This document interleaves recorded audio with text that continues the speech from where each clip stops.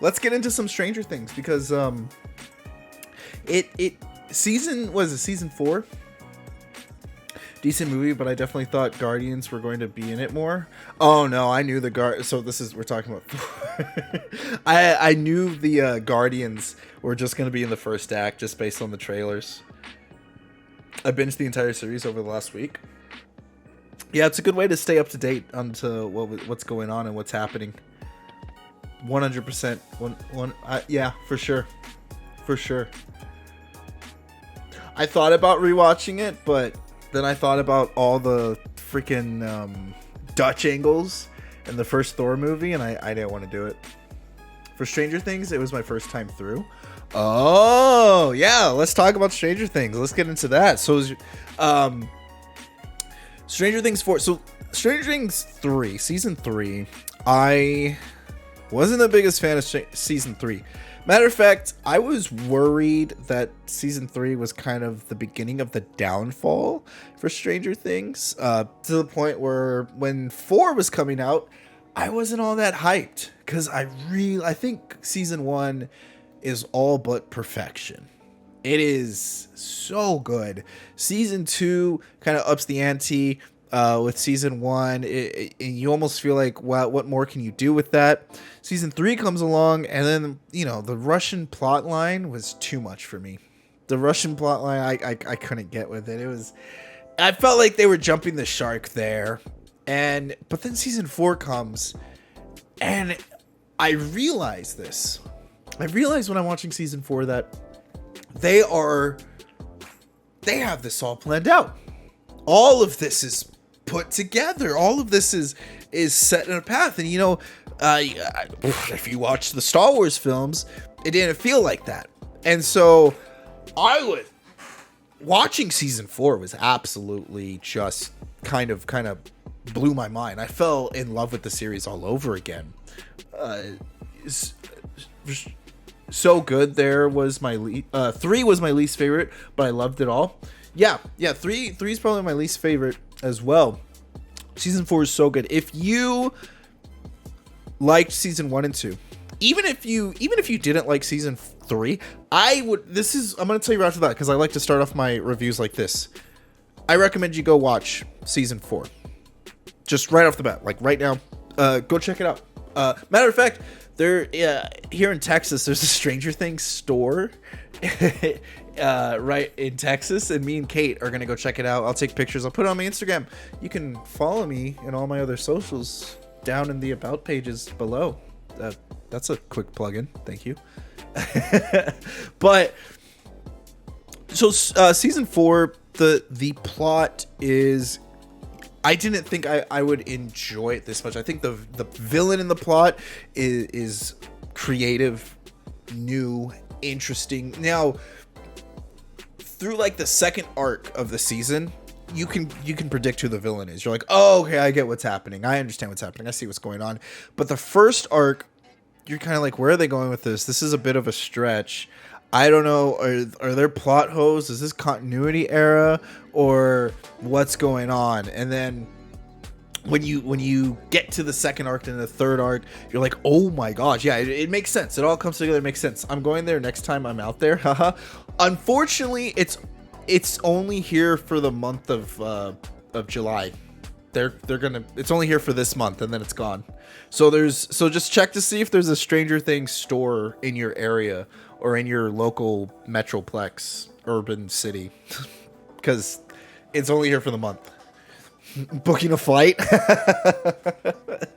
Well, and so whenever you go into the season, we get new cast and crew. So I already thought that Season 3 had a lot of people, but I think what Stranger Things does really well, and I think this is really good, especially with TV shows, when you have time to flesh out everyone's character development and everyone's kind of getting portrayed in a certain way, then Stranger Things has always been good at doing that.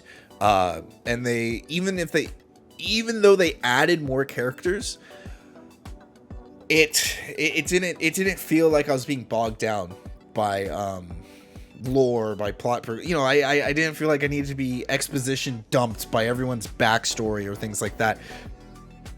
it was fantastic. I got to learn about the character. You got to see who they are. You got to see how they interacted. Everything fit in, and everyone had their own stories. And this time, the story split up into 3 different ways. We still, I mean, if you saw the trailer, you already know. But we got the Russian plotline going on, which again, the Russian plotline is a lot better in season 4 than it was in season 3. Significantly better. It's a lot more enjoyable to watch. You're kind of more intrigued. But it just feels like they're still stretching. It still feels like they're reaching. They're trying to get something out of it that's not really there. They're just kind of come up with a reason for the adults to do something. Whereas with the kids, they get split up into 2 different groups, and I love what happens in the city of Hawkins, and then you have 11, or she's doing her own thing, and through her you learn about the villain, which I think was really smart. So they did a real good job setting up the plot, and even though it's split up into like essentially 3 different stories, 3 different pathways, they all end up progressing in a very satisfying way, as they all have their own rising action and falling action that just line up really well together.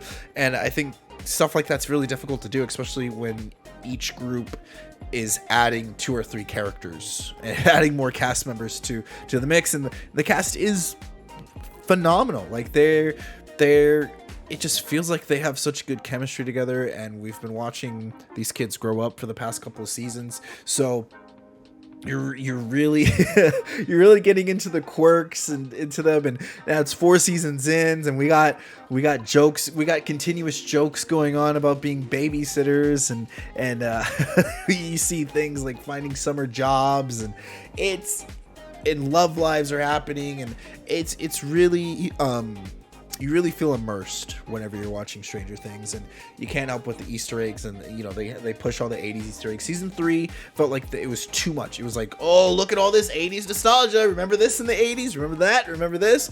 And they tone it down in season 4, and they kind of bring back more relative topics that, and they heighten them to 11 to make it dramatical. But you can't help but enjoy. You can't help but have fun with it. And so everything looks good in the show. The CGI doesn't hurt your eyes, and some of the best scenes in the show, in the season 4, are completely CGI'd. And even though it's CGI, it looks really good. There is some de-aging and some deep faking, which is kind of like, but they did a good job. Especially, I don't know how much money Netflix is giving them. I'm assuming it's a lot, because I feel like this show is kind of like their flagship show. I could be wrong in that aspect, but other than that, like, Stranger Things season 4 is phenomenal. Go watch it if you haven't seen Stranger Things and you're looking for something to watch because you have nothing else to watch. I recommend it. Go check it out and tell me what you think. Overall, I'd give the season 8 out of 10. I want to say 9 out of 10. It was really good. Go check it out. And what was up with the friggin' not letting us binge the whole thing and us having to watch 2 more episodes, having to wait like 3 weeks for that? Not cool, man. Not cool. Forced me to subscribe another month to Netflix.